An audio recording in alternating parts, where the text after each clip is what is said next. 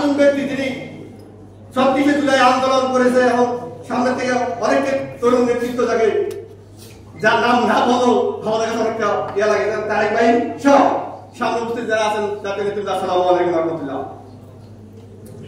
7 নভেম্বরের ব্যাপারে আজকের প্রধান অতিথি এবং বিশেষ অতিথি ওনারা বলতে ওনারা দেখছে এবং ওনারা আমরা হয়তো অনেকে দেখি না বা জানি না, ওইভাবে ওনারা বলবে ওনারা দেখছে। কিন্তু আজকের প্রেক্ষাপট এবং বর্তমান যে জুলাই বা বর্তমান রাজনীতি নিয়ে দু একটি কথা বলে আমি শেষ করবো।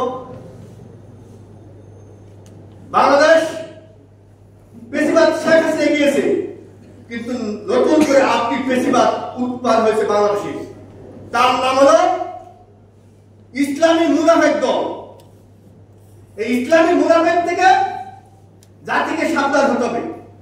এই বিপ্লবী দলের দিকে আদর্শ বলতে হবে, জনগণের যে আদর্শ সেটা ইসলামী আদর্শ, সেই ইসলামী আদর্শ হল দেশপ্রেম এবং ইসলামী আদর্শ।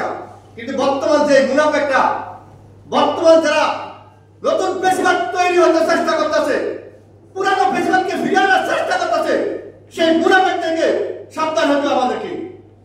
বুঝতে কারা যারা পূজা রোজাকে এক জায়গায় নেয়, যারা মোহাম্মদ সাল্লাল্লাহু আলাইহি ওয়াসাল্লাম, ঈসা, মুসা এবং অন্য ধর্মের গুরুদেরকে এক জায়গায় আনে, এদের কাছে জাতিকে সাবধান হতে হবে। এই ধর্ম ব্যবসায়ীদের কাছে জাতিকে সাবধান হতে হবে। কিন্তু এই ধর্ম যারা নাম বেছে বারবার দেশকে জাতিকে ধোঁকা দিচ্ছে, যারা ইসলামের নাম বেছে জাতির সাথে বিশ্বাসঘাতকতা করছে, তাদের কাছে সাবধান হতে হবে। এরা অরিজিনাল মুসলিম নয়, এরা মদিনার মুসলমান নয়, এরা মদিনার মুসলমান।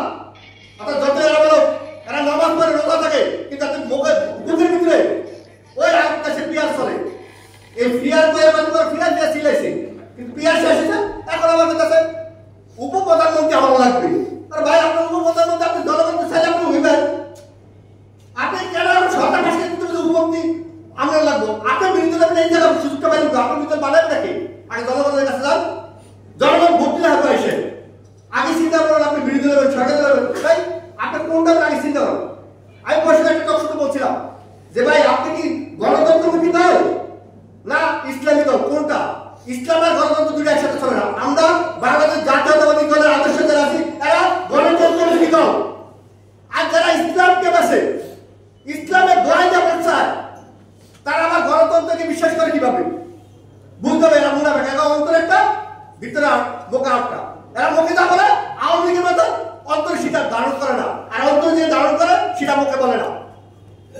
আমি আবার সাবধান করে দিতে চাই, আওয়ামী লীগ পেশিবাদকে যারা নতুন করে আবারও দেশে আনার চেষ্টা করছেন, বাংলাদেশে কি বিশৃঙ্খলার চেষ্টা করছেন, তাদের কাছে জাতিকে সাবধান হতে হবে। আমার আমল নামা আমাকে জান্নাত দেবে। কোন ব্যক্তির দলে ভোট দিলে আমল নামা জান্নাতে যাবেন না কেউ, এটাকে বিশ্বাস করতে হবে। কারণ এটা যদি বিশ্বাস করতে পারি তাহলে আমি মুসলমান। কোন ফিরে কাউকে জান্নাত দিতে পারে না। অর্থাৎ যারা ইসলামী দলে যে ইসলামী একটা জোট করছে 8 দল, একটাই মুনাফেক, একটাই বাংলাদেশ মুসলমানের শত্রু, একটাই ইসলামের শত্রু, একটা মুসলমান দল না। যারা ইসলামী দল তারা কোনোদিন গণতন্ত্রের পক্ষে থাকবে না। অর্থাৎ তারা গণতন্ত্রে যারা বিশ্বাস করে তারা ইসলামী দল হতে পারে না। অর্থাৎ এদের থেকে সাবধান হতে হবে। অর্থাৎ আজকের প্রধান অতিথি বক্তব্য দিবে, বিশেষ বক্তব্য তার বক্তব্য শুনবো। এবার আমার বক্তব্য শেষ করছি। বাংলাদেশ জিন্দাবাদ, বাংলাদেশ বিপ্লবী দল জিন্দাবাদ, বাংলাদেশ ছাত্র জনতা নাগরিক ঐক্য পরিষদ জিন্দাবাদ। সবাইকে ধন্যবাদ।